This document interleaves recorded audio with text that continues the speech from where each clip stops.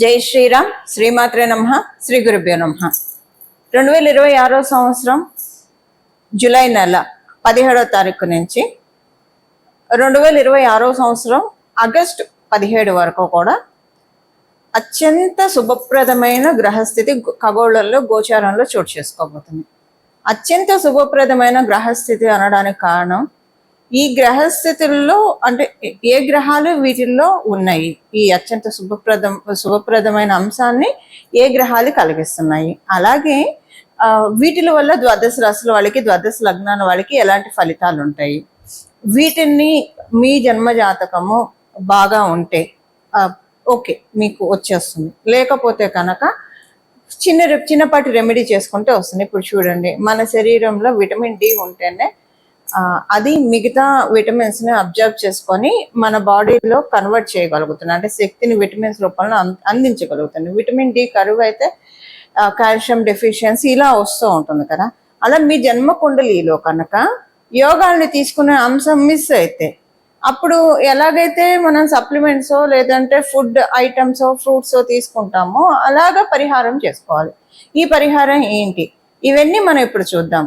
అసలు ముందుగా గోచారంలో ఉన్న అత్యంత శుభత్వాన్ని అందించే అంశం ఏంటో చూద్దాము. ఈ అంశము ఎంత శుభప్రదమైందంటే మళ్ళీ మనకి ఇలాంటి సందర్భము 12 ఏళ్ల వరకు రాదు, ఇంకా గట్టిగా చెప్పాలంటే 30 ఏళ్ల వరకు కూడా రాదు. కారణం ఏంటో ఇప్పుడు మనం చూద్దాం. అసలు ఏంటి ఈ ఏ ఏ గ్రహాలు ఉన్నాయి ఇందులో, కారణం ఇవన్నీ ఇప్పుడు మనం చూద్దాం. రవి గురుల యొక్క కలయిక కర్కాటక రాశిలో జరుగుతుంది.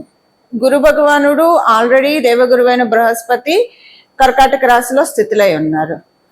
సూర్యనారాయణమూర్తి కూడా రవి కూడా కర్కాటక రాశిలోకి 17వ తారీఖు జూలై 17 వస్తుంది. అయితే ప్రతి నెల కూడా రవి ఒక్కొక్క రాశికి ఆయన మారుతూ ఉంటారు, ప్రతి నెల మారుతూ. అందుకే సూర్య సంక్రమణములు రవి సంక్రమణము చాలా విశేషమైంది. మనం సత్యనారాయణ స్వామి వ్రతకల్పంలో కూడా చూస్తే రవి సంక్రమణ దినాల్లో సత్యనారాయణ స్వామి వ్రతం ఎవరైతే చేసుకుంటారో వాళ్ళకి కొమ్ము కాచి అండగా ఉండి వాళ్ళ ఇంట్లో సకల సౌభాగ్యాలు నేను అందిస్తానని చెప్పి సాక్షాత్ రమ సత్యదేవుడు చెప్పి ఉన్నారు. ఆ వ్రతకల్పంలో మనకు ఉంటుంది. ఏకాదశులు పౌర్ణమిలు ఇలా ఉన్న ఈ క్రమంలో రవి సంక్రమణ దినాలు కూడా చెప్పి ఉన్నారు. నిజంగానండి, మామూలుగా కూడా ప్రతి నెల రవి సంక్రమణం ఒక రోజు పట్టుకొని పంచాంగంలో ఇప్పుడు మనకి యూజర్ ఫ్రెండ్లీ, మీరు వీటిల్లో కూడా చూడొచ్చు, పంచాంగంలో చూడొచ్చు. ఆ రవి సంక్రమణ రోజుల్లో కనుక మనము ఏదైనా ప్రత్యేకమైన ఆరాధన చేస్తే ఆ నెలంతా బాగుంటుంది. ఎస్పెషల్లీ ఆయన కర్కాటక రాశిలోకి వచ్చినప్పుడు సూర్యనారాయణమూర్తి రవి అన్ని రాశుల్లో తిరిగేది అంతా ఒక లెక్క అయితే కర్కాటక రాశి మరియు మకర రాశి ఈ రెండు స్పెషల్గా ఉంటాయి, చాలా విశేషంతో కూడుకొని ఉంటాయి, విశేషమైన శుభత్వాన్ని ఇస్తాయి. కారణం ఏంటంటే రవి కర్కాటక రాశిలోకి ప్రవేశించినప్పటి నుంచి దక్షిణాయన పుణ్యకాలం ప్రారంభమవుతుంది. పూజలకి, జపాలకి, వ్రతాలకి, చాతుర్మాస వ్రతం అని చేస్తారు. ఇలా అన్నిటికీ కూడా అది ఓపెన్ అవుతుంది, చాలా మంచిది. ఇంకా రవి కనుక మకర రాశిలోకి వస్తే మకర సంక్రాంతి, అక్కడి నుంచి ఉత్తరాయణ పుణ్యకాలం ప్రారంభమవుతుంది. అందువల్ల ఒక 6 నెలలు, అందుకే ఆయనం అంటాం, ఉత్తరాయణం దక్షిణాయనం. స్వామివారు రవి దక్షిణ దిక్కుకి ప్రయాణం చేసేప్పుడు అది దక్షిణాయనం అంటాం, ఇంకా ఉత్తర దిక్కుకి ప్రయాణం చేసేప్పుడు ఉత్తరాయణం అంటాం. ఇంక ఇక్కడి నుంచి దక్షిణ దిక్కుకు ఆయన ప్రయాణం సాగుతూ ఉంటుంది. ఈ కర్కాటక రాశిలో ఆయన రావడం చాలా మంచిది. అయితే ప్రతి సంవత్సరం వస్తూ ఉంటారు, వచ్చినప్పుడంతా మంచిది, చాలా మంచిది. కానీ ఈసారి గురు భగవానుడి ప్రెజెన్స్ లో ఇది జరుగుతుంది. దేవగురువైన బృహస్పతి కర్కాటక రాశిలో ఆయన ఉచ్చ స్థానంలో చాలా కంఫర్టబుల్ గా ప్లేస్ అయి ఉన్న సమయంలో రవి రావడము చాలా విశేషమైన శుభాన్ని ఇస్తుంది. ఇది 12 సంవత్సరాల వరకు మళ్ళీ మనకి ఇలాంటి అవకాశం రాదు. అంటే ఒక నెల వరకు రవి ఇక్కడ ఉంటారు, తర్వాత సింహరాశిలోకి మారిపోతారు. కానీ దీని ఇంపాక్ట్ 6 నెలలు ఉంటుంది మనకి. మళ్ళీ ఇలాంటి శుభత్వాన్ని మనం చూడాలంటే 12 సంవత్సరాలు వేచి ఉండాలి. ఎందుకంటే ఒకసారి కనుక దేవగురువైన బృహస్పతి కర్కాటక రాశిలోంచి జరిగిపోయి సింహరాశిలోకి వస్తే మళ్ళీ ఆయన అక్కడికి రావడానికి 12 సంవత్సరాలు వ్యవధి పడుతుంది. ఇంకొక విశేషం ఏంటి, శనేశ్వరుడు కర్మకారకుడైన శనేశ్వరుడు మీనరాశిలో ఉన్నాడు. ఈ మీనరాశికి అధిపతి ఎవరు, దేవగురువైన బృహస్పతి. ఆయన నవమ దృష్టితో మీనరాశి మీద శనేశ్వరుడి మీద దృష్టి పెట్టి ఉన్నారు. ఈ పర్టికులర్ గా ఈ పీరియడ్ లో శనేశ్వరుడు వక్రించి కూడా ఉన్నాడు. ఇది చాలా మంచిది. వక్రించి ఉన్న శనేశ్వరుడు మీనరాశిలో, అంటే వక్రించి ఉంటే ఆయన ఎటువైపు ఆయన పయనం అవుతుంది, సహజ కాలపురుషుడు కుండలీలు లాభస్థానం వైపు ఆయన పయనం అవుతుంది, కుంభరాశి వైపు ఆయన పయనం అవుతుంది. ఈ సమయంలో గురువు అంటేనే జీవకారకుడు, ఆయన శనేశ్వరుడి మీద దృష్టి పెట్టడము. మళ్ళీ ఇలాంటి కాంబినేషన్ మనకి రావాలంటే 30 ఏళ్ళు వెయిట్ చేయాలి. అప్పుడు అంటే 30 ఏళ్ళకి శనేశ్వరుడు మళ్ళీ మీనరాశిలోకి రావాలి, మళ్ళీ ఆయన వక్రగతిలో కూడా అప్పుడు గురు భగవాన్ ఇక్కడ ఉండాలి, కర్కాటక రాశిలో ఉంటారు. అది మళ్ళీ మనం ఆ క్యాలిక్యులేషన్స్ వేరు ఉంటాయి, ఉండాలని రూల్ కూడా లేదు, ఆయన వేరే రాశిలో కూడా ఉండొచ్చు ఆ టైంలో. ఇలాగా అంటే ఇది ఎప్పటికో వస్తుంది మనకి ఇలాంటి గ్రహస్థితి, అత్యద్భుతమైన గ్రహస్థితి. అందరూ కూడా ప్రాపర్గా యూటిలైజ్ చేసుకోవాల్సిన సమయం ఇది. ఏం చేయాలి, అసలు దీని యొక్క సిగ్నిఫికెన్స్ ఏంటి, ఇది మనం చూద్దాం. మామూలుగా మనము దీని విశేషం ఏంటంటే, మామూలుగా మనము జన్మ తీసుకునేదే ఈ జీవుడిని ఈ శరీరంలోంచి జనన మరణ చట్రంలో నుంచి బయటపడేయడానికే భగవంతుడు మనకి మానుష జన్మనిస్తాడు. మానుష జన్మ ఇచ్చినప్పుడు గృహస్థాశ్రమ ధర్మంలో ఉన్నప్పుడు మన కర్తవ్యాలు మనం నిర్వహించాలి. డే టు డే లైఫ్ లో మనం చేయాల్సిన పనులు మనం చేయాలి, మన రెస్పాన్సిబిలిటీస్ మనం చూసుకోవాలి. మన ఇంటికి ఇప్పుడు మన ఇంట్లో వాళ్ళు ఎక్కడికైనా వెళ్ళాలంటే వాళ్ళతో వెళ్ళాలి. ఎందుకంటే మనం ఎంత ఆధ్యాత్మికంగా ఉన్నా సరే ఇంట్లో వాళ్ళది కూడా మనం పట్టించుకోవాలి. సో వాళ్ళు ఎటన్నా వెళ్ళాలంటే వాళ్ళతో పాటు వెళ్ళాలి. బట్ ఎటు వెళ్ళినా కూడా ఒక వైరాగ్య భావంతో, సపోజ్ ఒక సినిమాకే వెళ్ళాం అనుకోండి, అక్కడ కూడా మనం ఒక వైరాగ్య భావంతో ఉండడం. అంటే ఇది అన్ని వేళలా ప్రాక్టికల్ గా పాసిబుల్ కాదు, కానీ సాధనాతో సాధ్యతే సర్వం. ఇది నా కుటుంబ సభ్యుల కోసం నా బాధ్యతగా నేను చేస్తున్నాను అన్న భావంతో ఏదైనా ఎటు వెళ్ళినా, ఒక గుడికి వెళ్తే మటుకు ఫుల్ డెడికేషన్తో ఉండడము. ఇంకా గుడికి తప్పించి యాత్రా స్థలాలు తప్పించి అన్యమైన ప్రదేశాలకి వెళ్ళాల్సి వస్తే వెళ్ళాల్సి రావాలి, మన బాధ్యత కాబట్టి. కానీ మన దృష్టి అంతా జగన్మాత వైపు, జగన్నాథుడి వైపే ఉంచుకుంటూ అక్కడ మనం బాడీ ప్రెజెంట్, మైండ్ అంతా, మనసు అంతా అమ్మవారి మీద అలా కేంద్రీకరిస్తే కనుక మన జన్మ ధన్యం అవుతుంది. ఇప్పుడు భగవాన్ రమణ మహర్షిని, పూజ్య గురువులైన రమణ మహర్షిని చూడండి. ఆయన జీవిత గాథ చూస్తూ ఉంటే చాలా కళ్ళంబడి నీళ్ళు వస్తూ ఉంటాయి.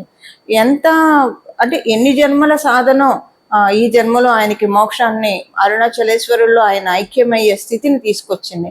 ఇలా మనం కూడా ప్రాక్టీస్ చేయడానికి ఏదో ఒక జన్మలో అందరికీ కటాక్షం దొరుకుతుంది కదా, దొరకదు అనేది లేదు. ఎందుకంటే ఈ జీవాత్మని మనం క్రియేట్ చేయలేదు, ఇందులో ఉన్న జీవుడిని మనం క్రియేట్ చేయలేదు. అసలు మన శరీరమే భగవంతుడు ఇచ్చింది, ఈ జీవాత్మని మనం క్రియేట్ చేయలేదు. భగవంతుడి నుంచి వచ్చిన, పరమాత్ముడి నుంచి వచ్చిన అంశలం మనం అందరం జీవాత్మనం. కాబట్టి ప్రతి ఒక్కళ్ళం అర్హులమే. ఈ జన్మ కాకపోతే వచ్చే జన్మ, ఆపై జన్మ. మనం ఎంత సాధన చేస్తే అంత త్వరితంగా ఈ జనన మరణ చట్రంలోంచి, ఈ బర్త్ సైకిల్లోంచి మనల్ని మనం విడిపించుకోవడం, ఈ బంధనంలోంచి ఈ జీవుడు అనే పక్షిని ఊర్ధ్వలోకాలకి తీసుకెళ్ళడానికి చక్కటి అవకాశం. అంటే ఇది ఆధ్యాత్మికంగా ఇది చాలా ఈ సమయం కలిగిస్తుంది మనకి, 6 నెలలు కలిగిస్తుంది. అయితే అందరికీ ఆధ్యాత్మికంతో కనెక్షన్ ఉండాలని ఉండదు, లౌకికంగా కూడానండి. మంచి ఇది మనకి ఉన్న కష్టాలు ఏవైతే ఉన్నాయో, ఇప్పుడు మనము ఏదన్నా పాపం చేస్తే కష్టపడతాం, పుణ్యం చేస్తే సుఖపడతాం. ఆ రెండు బ్యాలెన్స్, ఆ రెండు కూడా శేషం చేసుకుంటేనే మన సోలు లిబరేషన్ మోడ్లోకి వెళ్తుంది. అంటే జనన మరణ చట్రంలోంచి, బర్త్ సైకిల్ నుంచి బయటపడాలంటే పాపం పుణ్యం రెండు కూడా శేషం చేసుకోవాలి, చేసుకుంటేనే. అలా చేసుకోవడానికి అంటే మనకున్న దుష్కర్మలు ఏవైతే మనం జన్మల నుంచి చేసామో, ఈ జన్మలో తెలిసి చేసిన, తెలియక చేసిన వాటన్నిటినీ తగ్గించుకోవడానికి. అలాగే పుణ్యము, పుణ్యకర్మ పెంచుకోవడానికి. ఈ పుణ్యకర్మ కూడా మనం భగవంతుని వేడుకోవాలి. నేను చేసే ప్రతి పుణ్యకర్మ కూడా మళ్ళీ నిన్ను ధ్యానించే విధంగా నన్ను డైరెక్ట్ చేయి, ఆ పుణ్యాన్ని దానికి ఉపయోగించు. అంటే ప్రశాంతంగా నా జీవనాన్ని నేను సాగిస్తూ నా కుటుంబ బాధ్యతలను నేను చూసుకుంటూ ఎక్కడా కూడా నా బాధ్యతల్ని మరవకుండా స్కిప్ చేయకుండా ప్రతి చోట నేను ఉండాల్సిన చోట నేను ఉంటూ నా బాధ్యతల్ని చూస్తూ ఈ బాధ్యతలే పరమావధి, లేదంటే ఈ బంధాలే శాశ్వతం అని ఒక మాయా చట్రంలో కూరుకుపోకుండా స్వామి జగన్మాత జగన్నాథ మహాదేవ నన్ను రక్షించి నువ్వే సత్యము, నిన్ను తెలుసుకోవడమే అసలైన సత్యం. సత్య మార్గం అంటే ఏంటి? భగవంతుని తెలుసుకోవడమే అసలైన సత్యం, భగవంతుని నామస్మరణ చేయడమే అసలైన ధర్మం. వీటిల్లోనే నన్నుంచు, మాయలో పడకుండా నిన్నే ధ్యానించే విధంగా, అంటే ఈ బంధాలు శాశ్వతం అని చెప్పి ఈ మాయా చట్రంలో ఉండకుండా ఏది చేసినా ఒక తామరాకు మీద నీటి బొట్టులాగా బాధ్యతగానే చేసే విధంగా, మొత్తం నా దృష్టి అంతా నా మనసంతా నీ మీదే లగ్నం అయ్యే విధంగా నన్ను కాపాడు పరమాత్మ అని మనం ఎప్పుడు కూడా భగవంతుని వేడుకుంటూ ఉండాలి. అలా వేడుకుంటూ ఉంటే ఏ జన్మకో స్వామివారు అమ్మవారు కరుణించకపోదు, మన సోల్ని మనము లిబరేట్ చేసుకునే స్థితికి వెళ్తుంది. అసలు ఇలా చేస్తూ ఉంటే, ప్రాక్టీస్ చేస్తూ ఉంటే ఇహలోకంలో కూడానండి చాలా కష్టాలు అవే ఆటోమేటిక్గా సాల్వ్ అయిపోతూ ఉంటాయి. ఇది ప్రాక్టికల్గా చూసి చెప్తున్న విషయము. అన్నీ అవే సాల్వ్ అయిపోతూ ఉంటాయి, ఏది పెద్ద కష్టంగా అనిపించదు. శరీరంలో జీవుడు ఉన్నాడు, ఈ శరీరం నాది అన్న భావన ఉన్నప్పుడే ప్రతిదీ మనకు కష్టంగా అనిపిస్తుంది. ఎప్పుడైతే ఈ దేహం నాది కాదు, ఈ మనసు నాది కాదు, ఇందులో జీవుడే నేను అన్న భావనతోటి మనం అన్ని పనులు చేసుకుంటూ వెళ్తాం. భగవద్ ఆదేశానుసారం ఈ శరీరం లభించింది, ముక్తికే వాడాలి, భగవత్ సాధనకే దీన్ని వాడాలన్న చింతనలో ఎప్పుడైతే వెళ్తూ ఉంటామో లౌకికమైన విషయాలన్నీ కూడా చాలా సులభతరం అయిపోతాయి. ప్రతిదీ కూడా మనం సాధించగలుగుతాం. లేకపోతే లౌకికంలో ఉండిపోయి వాళ్ళ గురించి మాట్లాడుకొని వీళ్ళ గురించి మాట్లాడుకొని ఉబుసుపక ఉన్న మాటలు ఇవన్నీ కూడా మన జీవుల్ని ఒక బంధనాల్లో ఉంటాయి. లేదంటే ఈ బంధాలే శాశ్వతం అనుకొని ఈ శరీరమే ఎన్నో మనవంతరాలు గడిచిపోయినాయి, ఎన్నో కల్పాలు గడిచిపోయినాయి. మనం ఎంత చెప్పిన ఒక పిపీల కాలం, ఈ బ్రహ్మాండంలో మన జన్మ ఒక పిపీలకం, చాలా చిన్నది.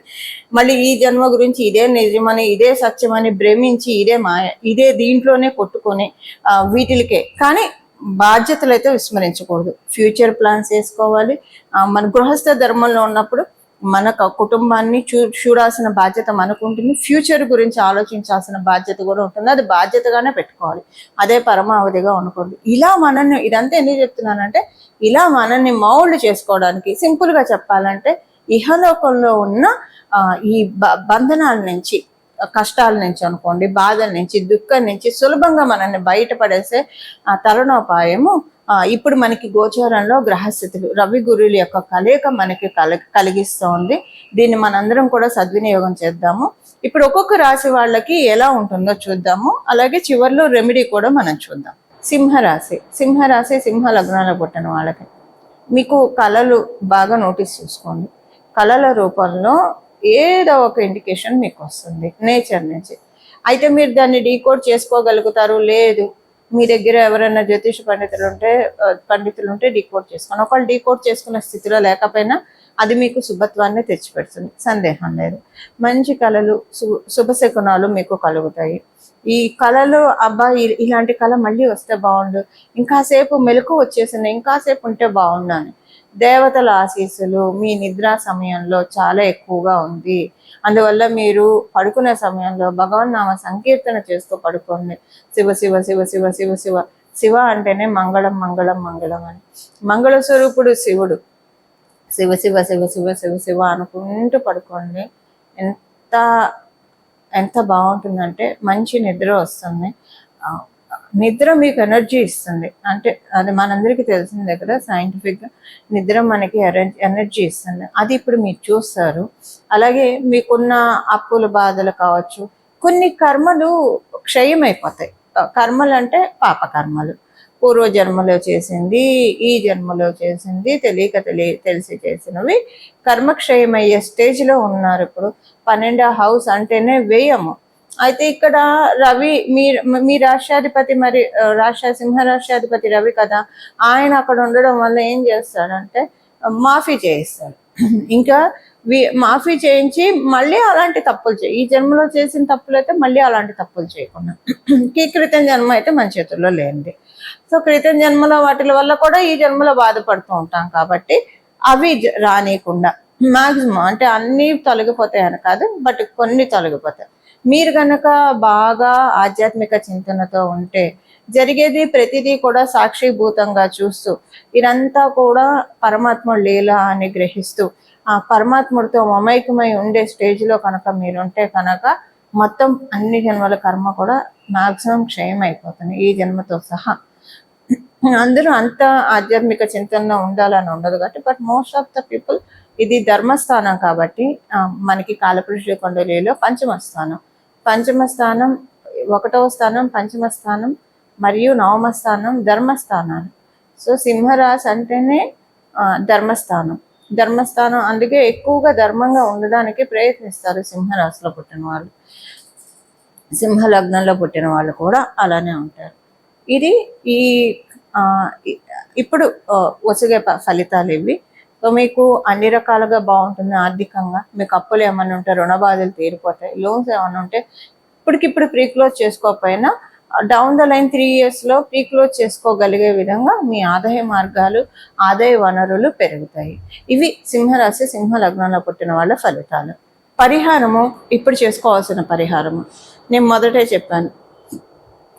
ప్రతిదీ కూడా ఈ రవి సంక్రమణం రోజుల్లో సూర్యనారాయణ మూర్తి, రవి ఆరాధన, అలాగే ప్రత్యేకమైన దేవీ దేవతల ఆరాధన, జగన్మాత దర్శనం, మహాదేవుని దర్శనం, జగన్నాథుడి దర్శనం, ఎక్కడ ఉంటే అక్కడ విష్ణు ఆలయాలు, శైవ ఆలయాలు, సుబ్రహ్మణ్య స్వామివారి ఆలయాలు, జగన్మాత ఆలయాన్ని దర్శించడం వల్ల ఆ రోజు మనం చేసేది మంచి ఫలాలను అందిస్తుంది. అంటే ఎస్పెషల్లీ ప్రతి నెల రవి సంక్రమణం మనం చేయలేకపోయినా దక్షిణాయనం, ఉత్తరాయణం ఈ 2 చేస్తే ఈ ఫలితాల్ని మీరు ఒక సంవత్సరం చేసి చూడండి. దక్షిణాయనం వచ్చిన రోజు ఏదో ఒక ప్రత్యేక ఆరాధన చేయండి, ఉత్తరాయణం వచ్చిన రోజు ఏదో ఒక ప్రత్యేక ఆరాధన చేయండి. ఆ సంవత్సరంలో మార్పు రాకపోతే చూడండి, ఖచ్చితంగా మార్పు వచ్చే తీరుతుంది.